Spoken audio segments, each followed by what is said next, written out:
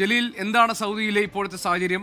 റിഫൈനറിക്ക് നേരെയുണ്ടായ ആക്രമണം, സൗദി ഈ കാര്യങ്ങളിൽ ഇങ്ങനെ കാര്യങ്ങൾ കൂടുതൽ സങ്കീർണമാകുമ്പോൾ കയ്യും കെട്ടി നോക്കി നിൽക്കുക എന്നതാണോ? അതല്ല ഇതിൽ ഈ സൗദിയാണ് ആദ്യമായി തന്നെ ഈ രാജ്യങ്ങൾക്ക് അവരവരുടെ അധികാരത്തെ സംരക്ഷിച്ച് നിർത്തേണ്ട ബാധ്യതയുണ്ട്, അവകാശമുണ്ടെന്ന പ്രതികരണം നടത്തിയത്? അപ്പോൾ ഒരു ഇറാന്റെ ഈ പ്രത്യാക്രമണം തുടരുന്ന സാഹചര്യത്തിൽ മറ്റെന്തെങ്കിലും തീരുമാനങ്ങളിലേക്ക് സൗദി കടക്കുമോ?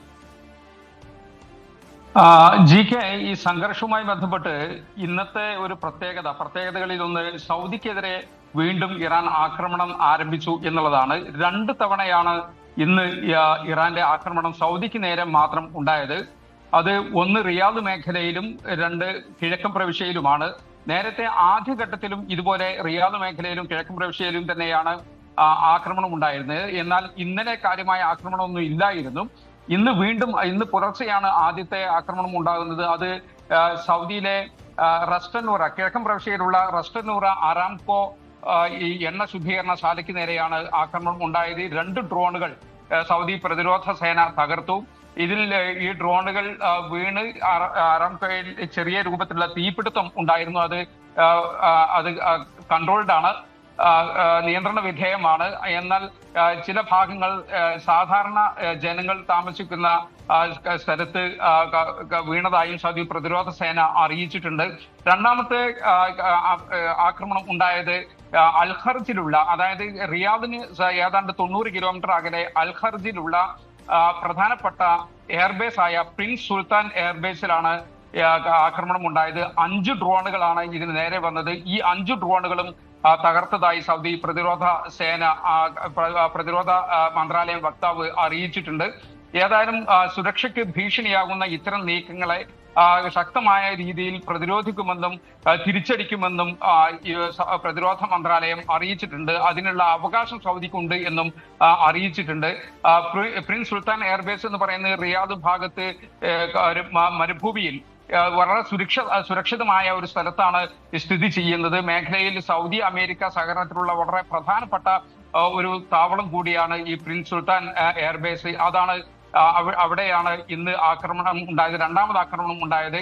എന്നാൽ ഇത് ഇന്ന് രാവിലെ നടന്ന എണ്ണ ശുദ്ധീകരണശാലയ്ക്ക് നേരെ ഉണ്ടായ ആക്രമണത്തെ തുടർന്ന് കാര്യമായിട്ട് ആ മേഖലയെ ബാധിച്ചിട്ടില്ല. എണ്ണ വിതരണവും എണ്ണ ഉൽപാദനവും സാധാരണ രീതിയിൽ തന്നെ മുന്നോട്ട് പോകുന്നുണ്ട് എന്ന് സൗദി ഊർജ മന്ത്രാലയവും അറിയിച്ചിട്ടുണ്ട്.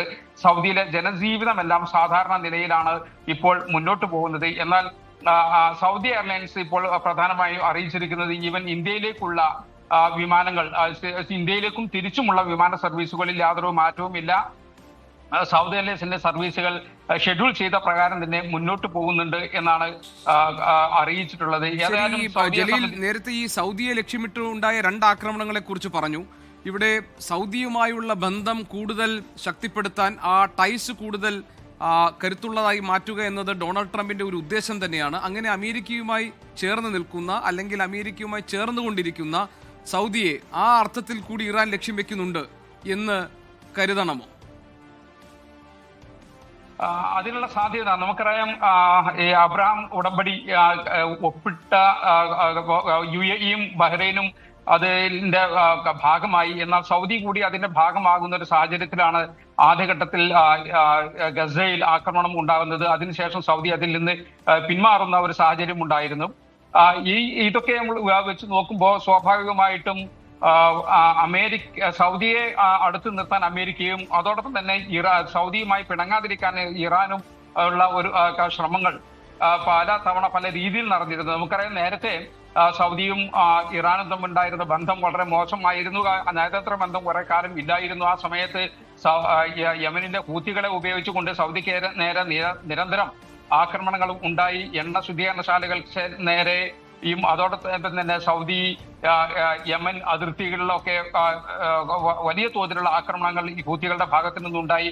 അതിനുശേഷമാണ് സമാധാന ശ്രമങ്ങളും ചർച്ചകളൊക്കെ നടക്കുന്നതും ഇറാനുമായുള്ള നയതന്ത്ര ബന്ധം പുനഃസ്ഥാപിക്കുന്നതും അതിനുശേഷം ഹജ്ജ് തീർത്ഥാടകർക്ക് പ്രയാസം ഇല്ലാതെ വരാനും അതോടൊപ്പം തന്നെ ഈ ഇരു രാഷ്ട്രങ്ങളുടെ നേതാക്കൾ പരസ്പരം അങ്ങോട്ടും ഇങ്ങോട്ടും സന്ദർശനം നടത്തുകയൊക്കെ ചെയ്തൊരു സാഹചര്യം ഉണ്ടായിരുന്നു. എന്നാൽ ഇപ്പോൾ അത് വീണ്ടും സൗദിയും ഇറാനും തമ്മിലുള്ള ഇത്ര ഊഷ്മളമായ ഒരു ബന്ധത്തിലേക്ക് പോകുന്ന സാഹചര്യത്തിലാണ് ഈ ഒരു പ്രശ്നം ഉണ്ടാകുന്നത്. അമേരിക്ക